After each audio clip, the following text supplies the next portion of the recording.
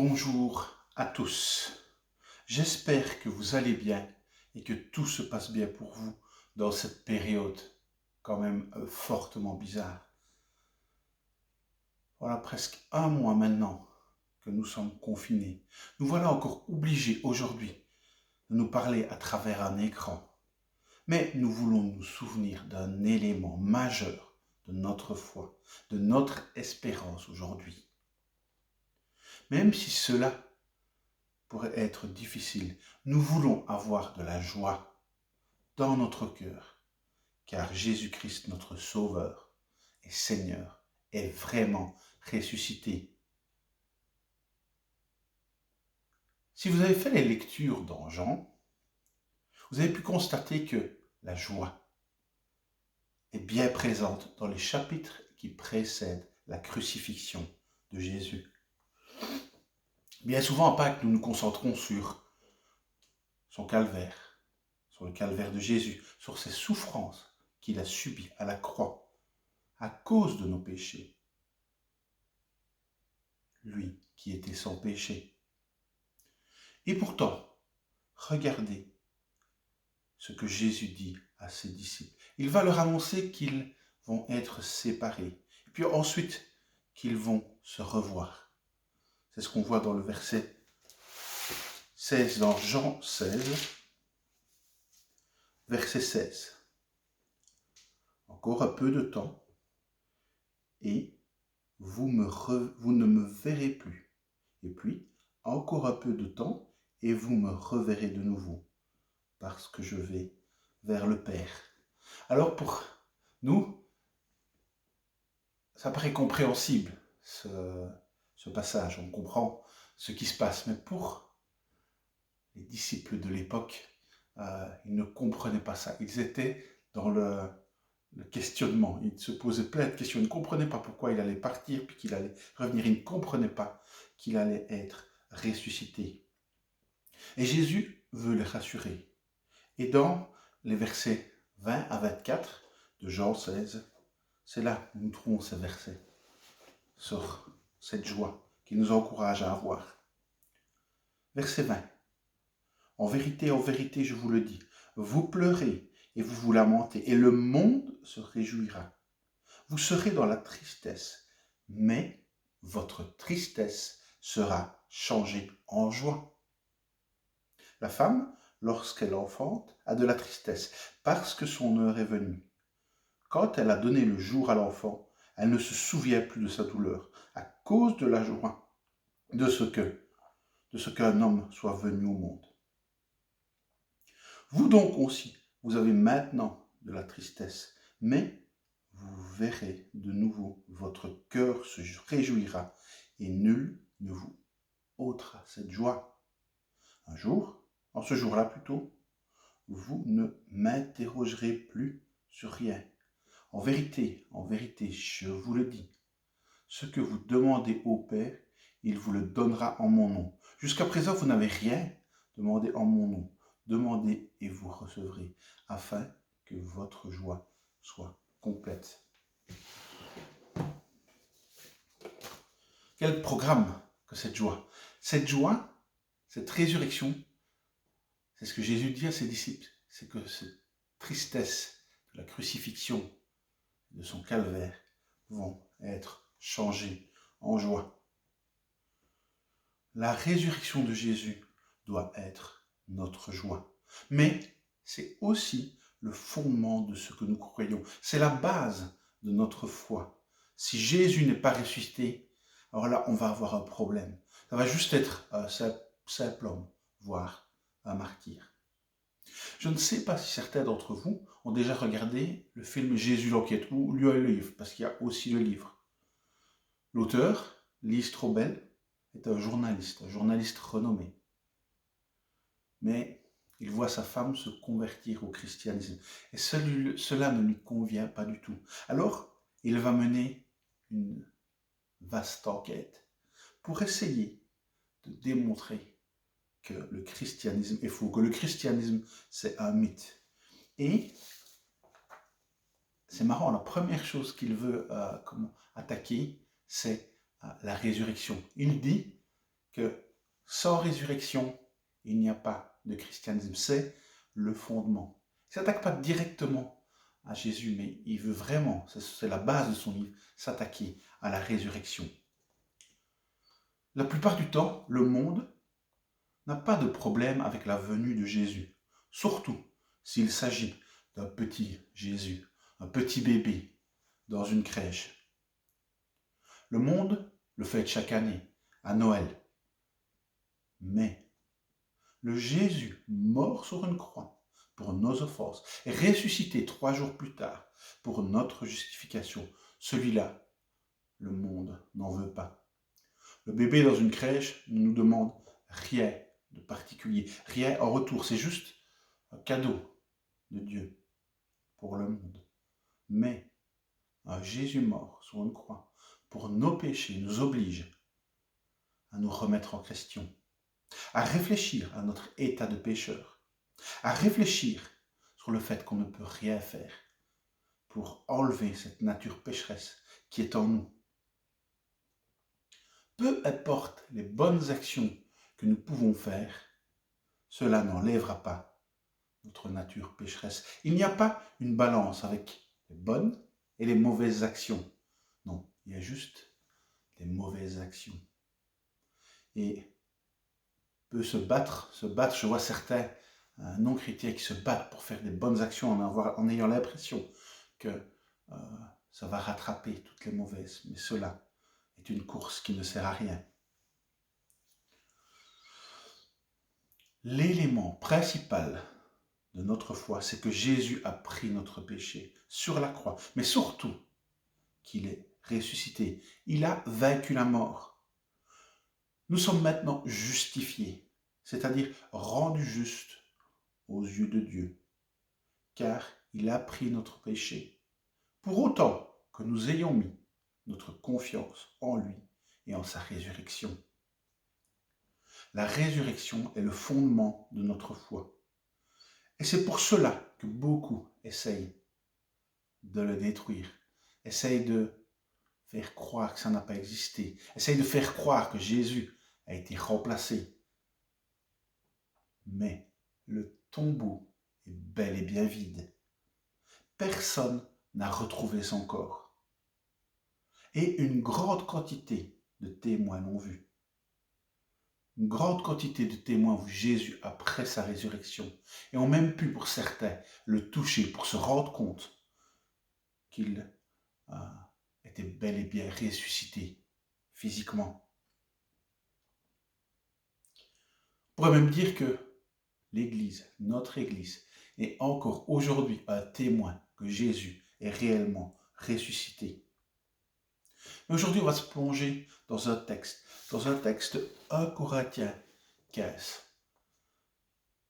Ce texte est considéré pour certains comme l'un des 10 textes les plus importants de la Bible. Alors, on ne va pas avoir l'occasion de voir tout ce chapitre, puisqu'il y a 58 versets, mais on va voir les quelques premiers versets.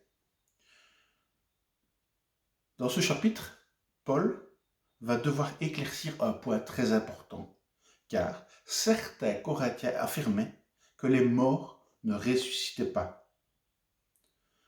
Cela risque de poser un problème puisque on annonçait aux Corinthiens que Christ était réellement ressuscité. Et dans les 10 premiers versets, Paul va affirmer que cette résurrection est le fondement de la foi chrétienne. Je vous invite à prendre 1 Corinthiens 15 à partir. On va lire les 2 premiers versets. Je vous rappelle, frères, l'évangile que je vous ai annoncé, que vous avez reçu, dans laquelle vous demeurez ferme, et par laquelle vous aussi vous êtes sauvés, si vous le retenez dans les termes que je voulais annoncer, ou je voulais annoncer. Autrement, vous auriez cru en vain. Alors la signification de l'évangile, ça veut dire aussi une bonne nouvelle. Dans certaines versions, vous aurez déjà ce mot bonne nouvelle qui est écrit. Il s'agit bien donc d'une bonne nouvelle. Et comme nous l'avons vu plus haut, cela devrait nous réjouir. Cela devrait nous montrer de la joie. Mais qu'est-ce qu'il faut faire de cette bonne nouvelle? Qu'est-ce que ces quelques versets nous enseignent sur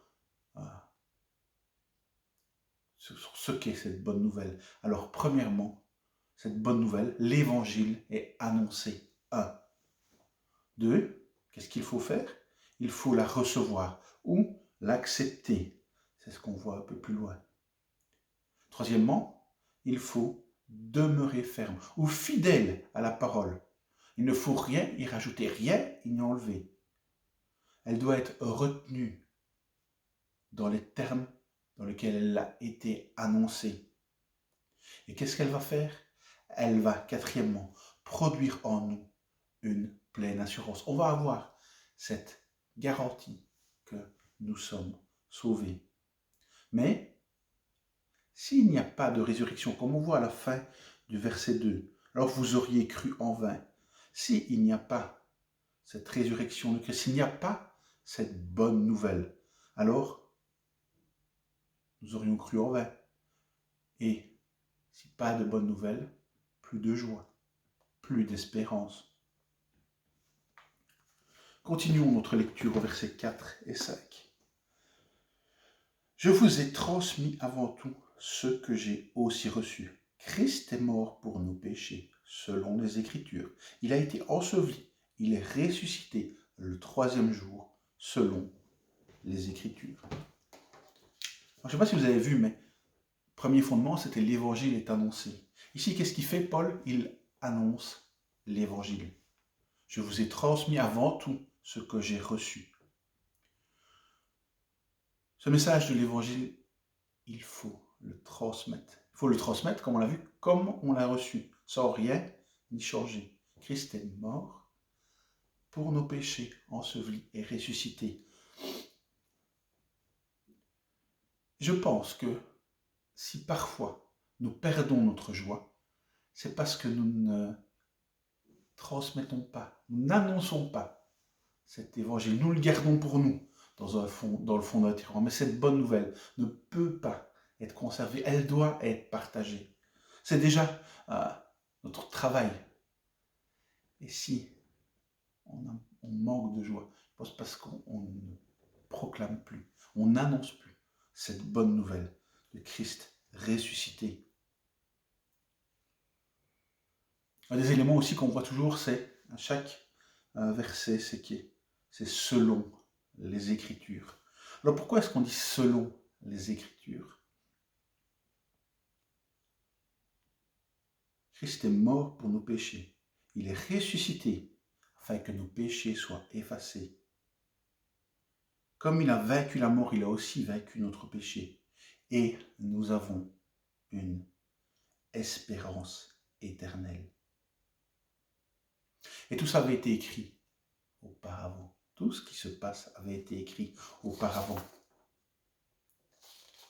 L'Ancien Testament avait été écrit pour que nous comprenions bien ce qui devait arriver.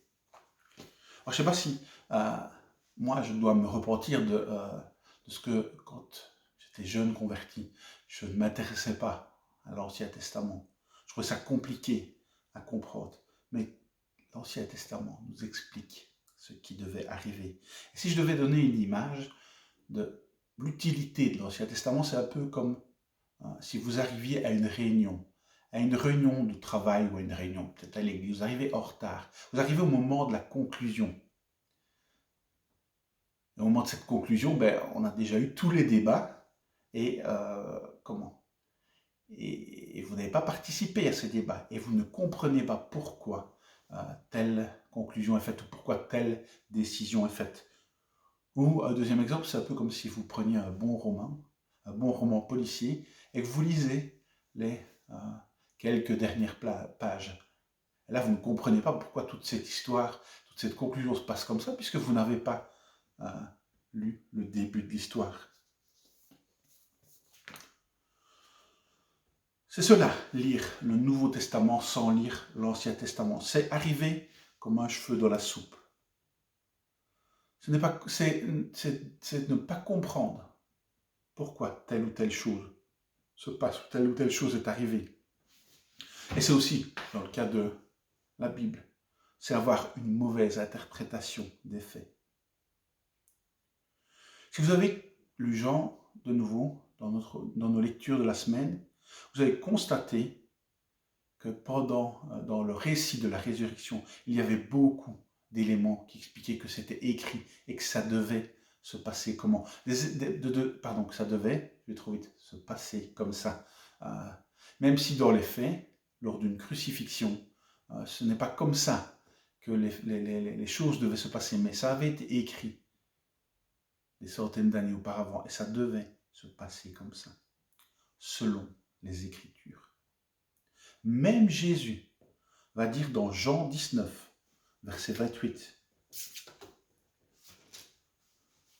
Après cela, Jésus, qui savait que déjà tout était achevé, dit, afin que l'écriture soit accomplie, j'ai soif.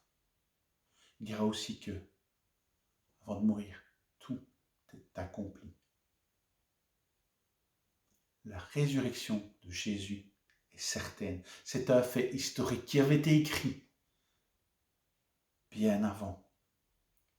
La plus belle preuve, c'est que le tombeau est vide et que personne n'a retrouvé son corps. Comme j'ai déjà dit plus haut, si vous avez envie d'aller plus en profondeur, je vous invite à regarder ou lire le livre de Jésus l'enquête. Il fait vraiment une énorme enquête. Il va trouver énormément de personnes, il va retrouver des archéologues, il va retrouver même des psychologues, des médecins, pour essayer de démontrer que cette résurrection n'a pas existé. Et pour vous révéler un petit peu la fin, comme vous vous en doutez, il ne va pas arriver à détruire ce fait. Et il va même arrêter de se battre et dire que tout ça existe. Il va finir par se convertir. Il y a des éléments qu'il va aussi essayer de démonter, c'est le fait qu'il y ait eu énormément de témoins. Une quantité de témoins pour attester que tout ça était bien arrivé. Et c'est ce qu'on lit dans la suite des versets de notre texte d'1 Corinthiens 15, à partir du verset 5. Et il a été vu par Céphas, puis par les 12. Ensuite, il a été vu par plus de 500 frères à la fois, dont la plupart sont encore vivants et dont quelques-uns sont décédés. Ensuite, il a été vu par Jacques, puis par tous les apôtres. Il a été vu par 500 personnes à la fois pour attester qu'il était bien ressuscité. Après, eux tous, il s'est fait voir à moi, comme à l'avorton. Alors ici, on parle de Paul. Car je suis, moi, le moindre des apôtres. Je ne mérite pas d'être appelé apôtre, parce que j'ai persécuté l'Église de Dieu. Alors Paul, il se voyait comme le moindre de tous, parce que il avait persécuté les chrétiens. Et c'est extraordinaire de voir comment Dieu peut transformer son pire ennemi en un serviteur puissant. Paul était l'ennemi de l'évangile, il était l'ennemi de cette bonne nouvelle. Et pourtant, Dieu l'a transformé et il est devenu un serviteur puissant pour son œuvre.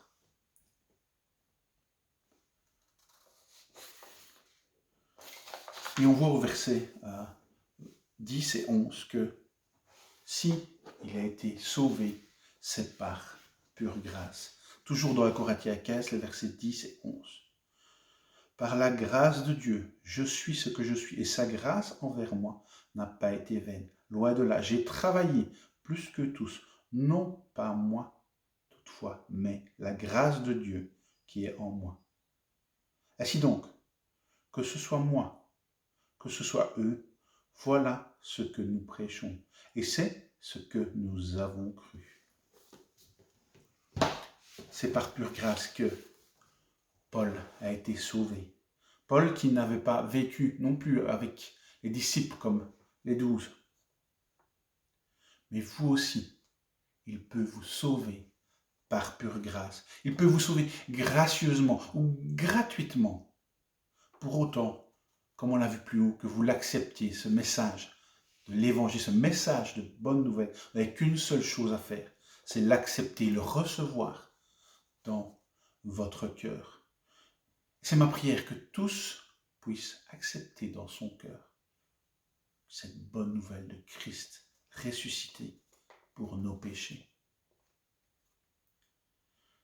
Pour qu'on comprenne bien encore que cette résurrection est importante, je vais conclure avec quelques versets qui suivent toujours dans 1 Corinthiens 15 sur le fait que cette résurrection est le fondement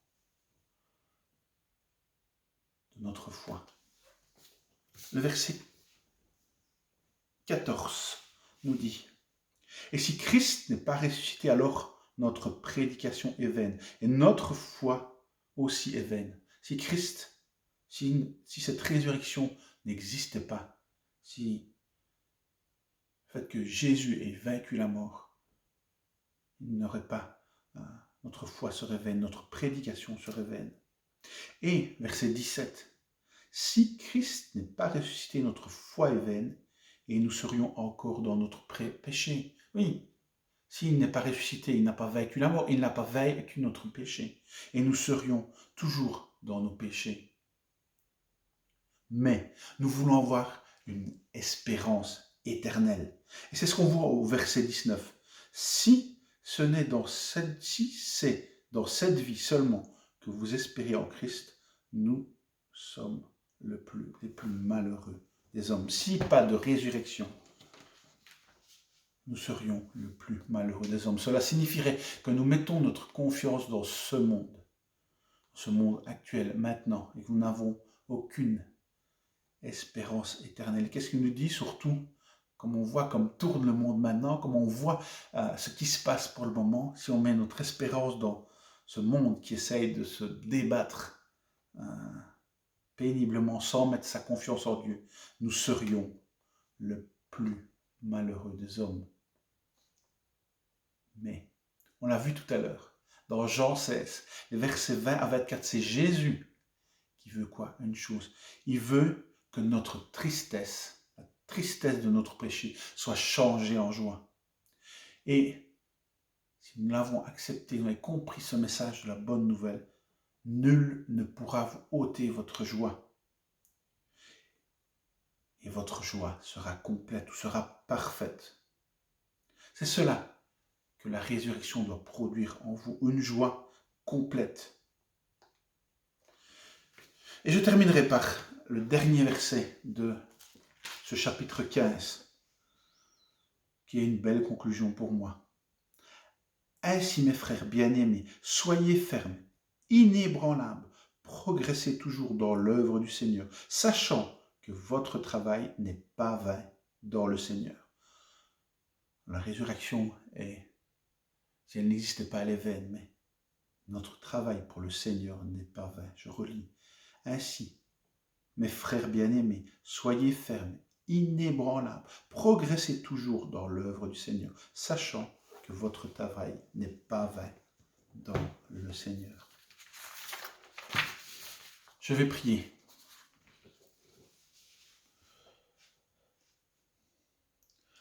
Jésus, nous voulons croire en ta résurrection. Nous voulons croire que c'est le fondement de notre foi.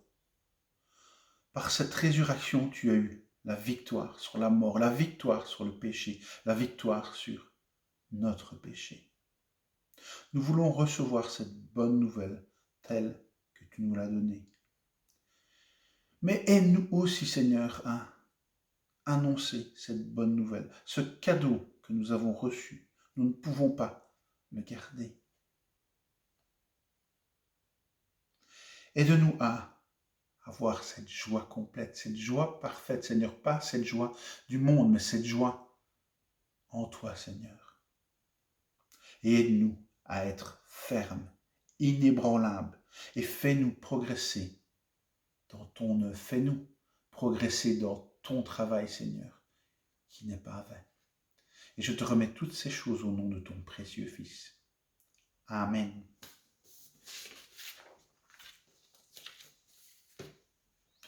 Et pour terminer, je voudrais vous laisser avec un dernier chant. Alors, Ce dernier chant, vous allez peut-être l'avoir un petit peu en avant-première. Il est sorti vendredi pour cette fête de Pâques. C'est le collectif Colossiens 3.16 qui est maintenant s'appelle le collectif Écriture, qui va bientôt sortir un album. Enfin, même dans ces situations un peu bizarres, ils sont un peu, ils savent pas trop comment ils doivent faire, mais ce chant nous dit Alléluia, Jésus vit. Alléluia, Jésus vit. Il est vraiment ressuscité. Amen.